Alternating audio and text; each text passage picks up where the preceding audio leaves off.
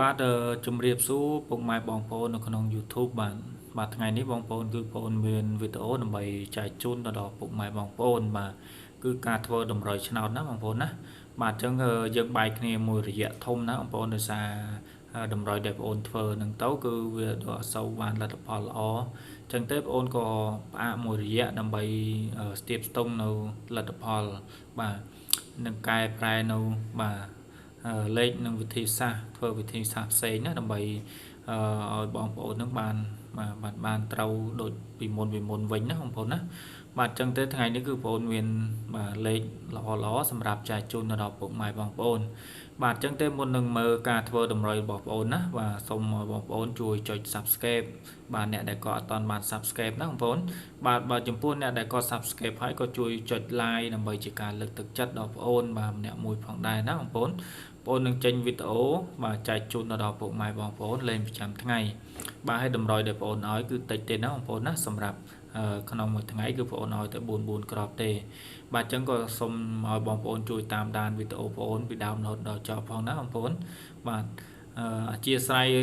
រាល់ការបាទកំហុសខុសឆ្គងកន្លងមកដែលបងប្អូនធ្វើទៅគឺវាអត់បានត្រូវបាទអញ្ចឹងថ្ងៃនេះគឺបងប្អូនសូមបាទគឺសូម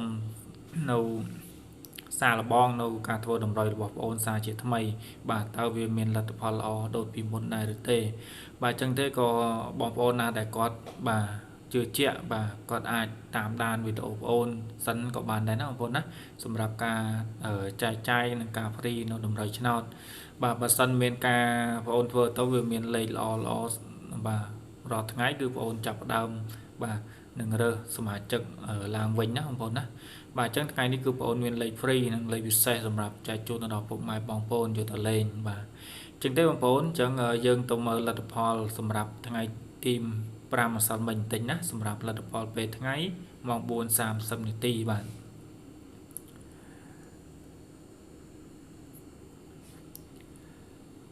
បងប្អូនសម្រាប់លទ្ធផលម៉ោង 4:30 នាទីបងប្អូនសូមបញ្ជាក់តែលេខ2ខ្ទង់ទេណាបងប្អូនណាបាទអញ្ចឹងទេបងប្អូនសម្រាប់ប៉ោះ A គឺចេញ54ណាសម្រាប់កាលពីម្សិលមិញបាទម៉ោង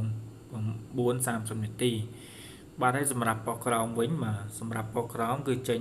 75បាទប៉ោះ B បាទប៉ោះ C គឺចេញ85ប៉ោះ D គឺចេញ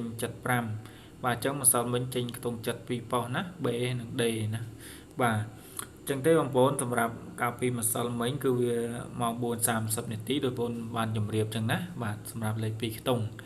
បាទចឹងបងប្អូនសូមទៅបញ្ជាក់នៅម៉ោង 6:30 នាទីបន្តិចបាទសម្រាប់លទ្ធផលម៉ោង 6:30 នាទី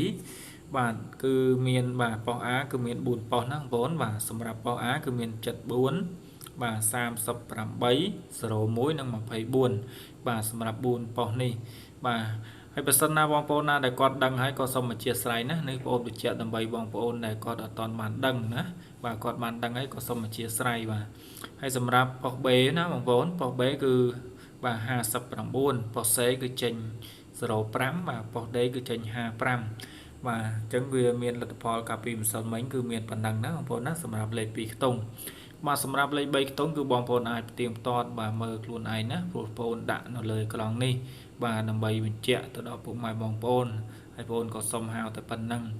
ហើយដោយបងប្អូននិយាយអញ្ចឹងណាបងប្អូនការធ្វើតម្រុយវាមានត្រូវមានខុសប៉ុន្តែការ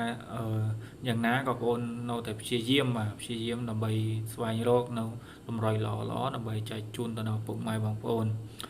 បាទអញ្ចឹងទេបងប្អូនកុំឲ្យបងប្អូនរងចាំយូរបាទអញ្ចឹងយើងទៅមើលតម្រុយដែលបងប្អូនធ្វើសម្រាប់ថ្ងៃទី6ទាំងអស់គ្នាបាទបងប្អូនសម្រាប់ថ្ងៃទី6ណាបងប្អូនណាសម្រាប់ថ្ងៃអាទិត្យបាទ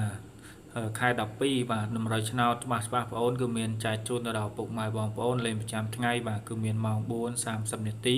បាទនិងម៉ោង 6:30 នាទីបាទសម្រាប់ថ្ងៃនេះគឺបងប្អូនព្រីចែកជូនទៅដល់ពុកម៉ែបងប្អូនសម្រាប់លទ្ធផលតម្រុយដែលបងប្អូនធ្វើសម្រាប់ថ្ងៃនេះបាទហើយបើសិនជាលទ្ធផលល្អគឺបងប្អូននឹងចាប់ផ្ដើមរើសបាទរើសសមាជិកយកមកលេងបាទសារជាថ្មីបាទអញ្ចឹងហើយបងប្អូនអត់បានចេញមួយរយៈហ្នឹងក៏បងប្អូនរវល់ដែរណាបងប្អូនណាបាទគឺរវល់អញ្ចឹងទៅក៏បងប្អូនអត់បានចេញបាទប៉ុន្តែចំពោះថ្ងៃនេះក៏បងប្អូនចាប់ផ្ដើមចេញដល់ចែកជូនដល់ពុកម៉ែបងប្អូនយកមកលេងវិញណាបងប្អូនណាបាទអញ្ចឹងទេបងប្អូនសុំហៅលេខតែម្ដងណាបងប្អូនសម្រាប់បាទថ្ងៃនេះគឺមាន04បាទ37 បាទ42បាទនិង91បាទសម្រាប់4ក្របនេះបងប្អូនអាចយកទៅលេងបាទបូកប៉ុសណាបងប្អូនណាបាទបូកប៉ុស A B C D បាទហើយសម្រាប់ដោយបងប្អូនបានជម្រាបជូនអញ្ចឹងណាគឺលេខបងប្អូនគឺមានឲ្យ2វេនបាទមានម៉ោង4និងម៉ោង6បាទអញ្ចឹងគឺបងប្អូនឲ្យបងប្អូនណាដែលគាត់លេងឲ្យម៉ោងបាទថ្ងៃអត់ចេញគាត់អាចលេងបន្តយប់ទៀតបានបាទអញ្ចឹងទេបងប្អូនធ្វើនេះធ្វើសម្រាប់2វេនបាទហើយសម្រាប់លេខអូខ្ទង់គឺអូខ្សែណាបងប្អូនណាអូខ្សែនិងអូកៅបាទសម្រាប់លេខថ្ងៃនេះគឺបងប្អូនស្រឡាញ់បាទភាគរយខ្ពស់គឺខ្ទង់ខ្សែហ្នឹងបងប្អូនណាបងប្អូនណាដែលគាត់ជឿជាក់គាត់អាចដាក់ខ្ទង់ខ្សែបាទគឺបងប្អូនស្រឡាញ់មែនទែនសម្រាប់ថ្ងៃនេះបាទខ្ទង់ខ្សែភាគរយខ្ពស់បាទហើយសម្រាប់លេខ3ខ្ទង់បាទសម្រាប់លេខ3ខ្ទង់វិញគឺមានបាទ742និង904បាទចឹងទេសម្រាប់លេខ3ខ្ទង់គឺបងប្អូនគាត់ដឹងហើយគឺអាចយកទៅលេងគុណបាទគុណត្រឡប់ទៅត្រឡប់មកណាសម្រាប់លេខ3ខ្ទង់បាទព្រោះថាលេខ3ខ្ទង់ដូចបងប្អូនបានជម្រាបពីមុនមកបើសិនណាលេងត្រង់គឺវាមិនអាចចូលមិនងាយចូលទេបាទបើយើងយកទៅគុណលេខគឺវាភាគរយខ្ពស់បាទសម្រាប់លេខគុណបាទអញ្ចឹងទេសម្រាប់ថ្ងៃនេះគឺបងប្អូនចែកជូនទៅដល់ពុកម៉ែបងប្អូនគឺមានប៉ុណ្ណឹងណាបងប្អូនណាបាទហើយក៏សូមជូនពរទៅដល់ពុកម៉ែបងប្អូនបាទរកស៊ីមានបានបាទហើយនឹងធ្វើអីក៏បានសម្រេចដូចបំណងណាបងប្អូនណាបាទហើយក៏ឲ្យហេង